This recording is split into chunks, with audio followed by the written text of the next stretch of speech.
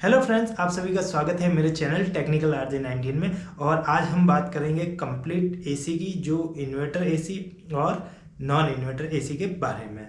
जो split AC में आता है इन्वर्टर एसी और नॉन इन्वर्टर एसी के बारे में।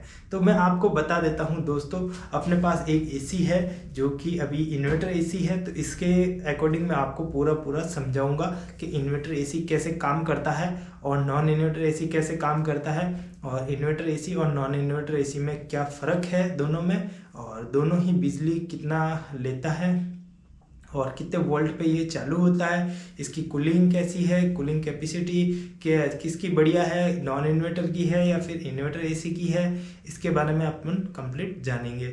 तो सबसे लास्ट में आपको बता दूंगा आपको कौन सा एसी लेना चाहिए, इन्वर्टर एसी या फिर नॉन इन्वर्टर एसी। आप पूरा सब कुछ बताने के बाद आप खुद ही डिसाइड कर लेंगे कि आपको कौन सा एसी लेना चाहिए, इन्वर्टर एसी लेना चाहिए या फिर नॉन इन्वर्टर एसी लेना चाहिए। मैं सबसे पहले दोस्तों आपको ये बता देता हूँ इन्वर्टर एसी होता क्या है। दोस्तों, इन्वर्टर एसी जो है एक ऑटोमेटिक सिस्टम पे चलने वाला एसी है, और ना कि आपके घर में जो इन्वर्टर लगा होता है उस पे चलने वाला एसी। इन्वर्टर एसी पूरा कंप्यूटराइज एसी है और एसी वोल्ट से कन्वर्ट करके इसको डीसी वोल्ट में चलाया जाता है। इसी को अपन इन्वर्टर एसी बोलते हैं। इन्वर्टर एसी और नॉन इन्वर्टर एसी है जो दोनों ही 220 वोल्ट पे ही चालू होते हैं, दोनों ही 220 वोल्ट से ही चालू होते हैं। जबकि इन्वर्टर एसी है वो एसी वोल्ट से चालू होके डीसी वोल्ट में कन्वर्ट हो जाता है, और इसीलिए इसको इन्वर्टर एसी कहा जाता है। और दूसरा, इसका कोई बड़ा सिस्टम नहीं है जिसे इसको इन्वर्टर एसी बोला जाता है।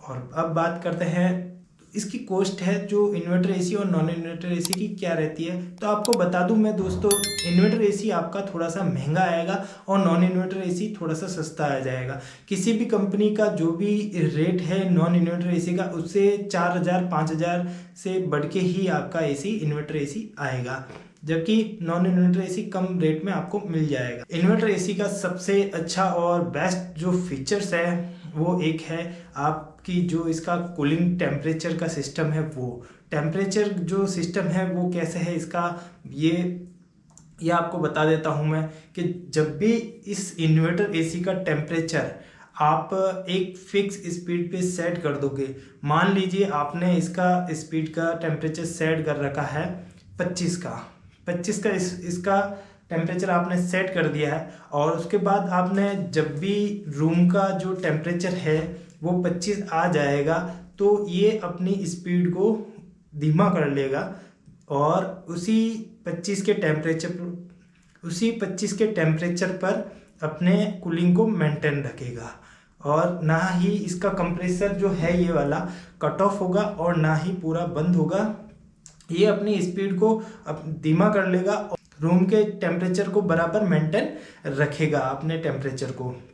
जबकि नॉर्मल एसी में क्या होता है कि जैसे ही आपने रूम का टेम्परेचर 25 सेट किया है और जब भी रूम का टेम्परेचर 25 आ जाता है तो जो आउटडोर होता है वो कट ऑफ हो जाता है। इंडोर सिग्नल करता है अपने रूम के टेम्परेचर के हिसाब से, इंडोर सिग्नल करता है, उसके बाद ये आउटडोर जो होता है वो कट ऑफ हो जाता है। और इसमें वो वापस तभी ही चालू होगा जब या तो 3 मिनट लेगा या फिर वापस रूम का जो टेम्परेचर है आपका डाउन होगा। यानी 25 का सेट कर रखा है तो वो आपका 22 या 23 पे जब वापस रूम का टेम्परेचर आएगा तब जाके आपका वापस ये कंप्रेसर चालू होगा और फिर वापस कूलिंग देना चालू होगा। जबकि इन्वर्टर एसी में बिल्कुल भी ऐसा नहीं होता है, वो अपने 25 के टेम्परेचर पर पूरे रूम को मेंटेन बराबर रखता है और कट ऑफ और ऑफ नहीं होता है।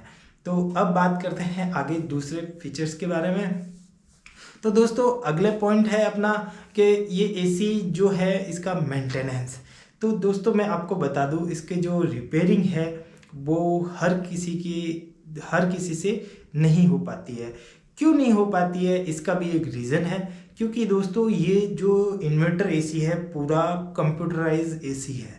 जैसे कंप्यूटराइज एसी आप सोचेंगे कैसे है, तो मैं बता दूं दोस्तों, इसमें जो डिस्प्ले होती है इंडोर में, ठीक है, तो इंडोर में डिस्प्ले सिग्नल कर देती है कुछ भी एसी का कोई भी पार्ट्स जो खराब होता है उसका सिग्नल ये इंडोर दे देती है। इस पे जो डिस्प्ले लगी होती है उसमें आपको एरर बता देगा A1 A2 EV AB, ऐसे काफ़ी जो एरर कोड होते हैं वो इसमें सिग्नल कर देगी कि ये पार्ट्स आपका ख़राब है। और उसका कोडिंग जो होता है वो कंपनी के पास होता है और सर्विस सेंटर वालों के पास होता है।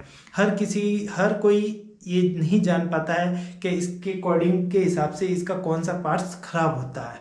जबकि आप नॉर्मल एसी जो होता है उसमें कुछ ही लिमिट पार्ट्स लगे होते हैं, जैसे PCB, blower motor, fan motor, compressor और कैपेसिटर, ये ही कुछ पार्ट्स लगे होते हैं जिससे आपको पता चल जाता है भाई इसमें क्या खराबी है।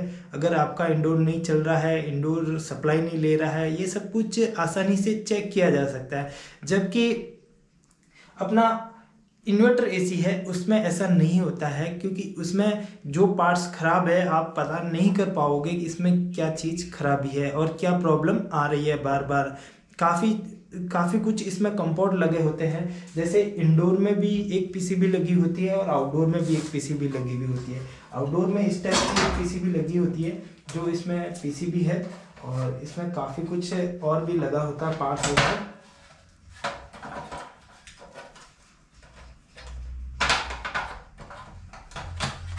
इसमें पीसीबी लगी होती है, और इस पीसीबी की जो इंडोर की जो सप्लाई है वो इस पीसीबी पे आती है पहले, और ये पीसीबी जो है पूरे एसी को कंट्रोल करता है, जो कि आउटर सिस्टम होता है उसको कंट्रोल करता है।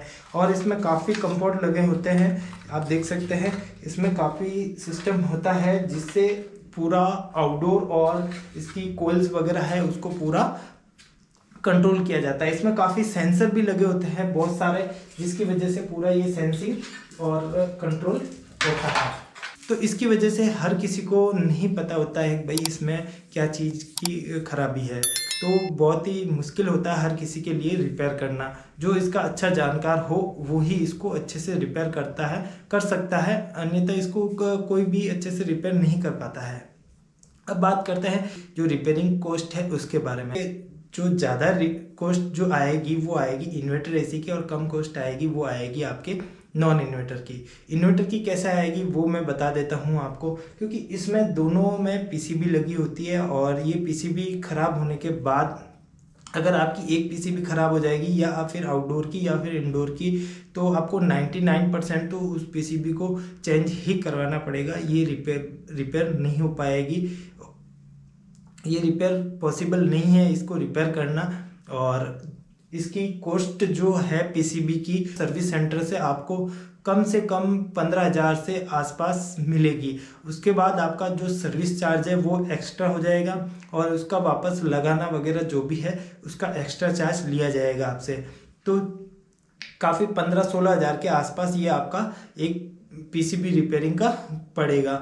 जबकि नॉन इन्वर्टर एसी में ऐसा नहीं होता है। नॉन इन्वर्टर एसी की अगर पीसीबी ख़राब हो जाती है तो वो रिपेयर भी आसानी से हो जाती है और बहुत जल्दी रिपेयर हो जाती है, जिससे आपको कोई परेशानी नहीं देखनी पड़ती है, और हर कोई उसको रिपेयर कर देता है। हर कोई टेक्नीशियन होता है, हर कोई मैकेनिकल उसको अच्छे से रिपेयर कर देता है, क्योंकि नॉन इन्वर्टर एसी की जो पीसीबी में जो सिस्टम होता है वो काफ़ी कम होता है, और लिमिटेड जो सिस्टम है वही होता है। इसके वजह से जल्दी उसको रिपेयर कर लेते हैं।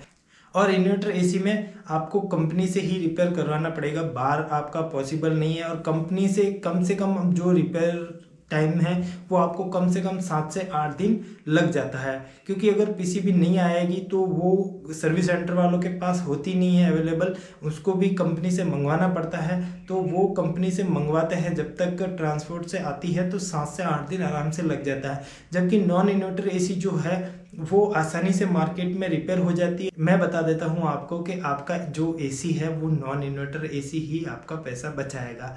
कैसे बचाएगा उसका भी मैं आपको बता देता हूँ।